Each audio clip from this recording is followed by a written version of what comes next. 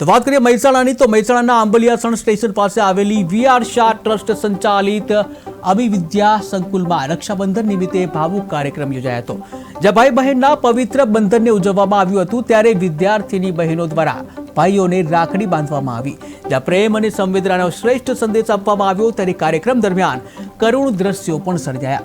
જ્યારે એક લાઇનમાં બેઠેલા વિદ્યાર્થીએ રડવાનું શરૂ કર્યું, ત્યારે સંખ્યાબંધ ભાઈઓ સામે બહેનોની સંખ્યા ઓછી હોવાથી તેની સામે પણ બહેન સામે ન હતી. ત્યારે આ વાત તેણે ક્લાસ ટીચરને જણાવી અને ત્યારે ટીચર પણ ભાવુક બની ગયા અને તરત જ બીજા વર્ગખંડની બહેનને બોલાવી તેને રાખડી બંધાવી હતી.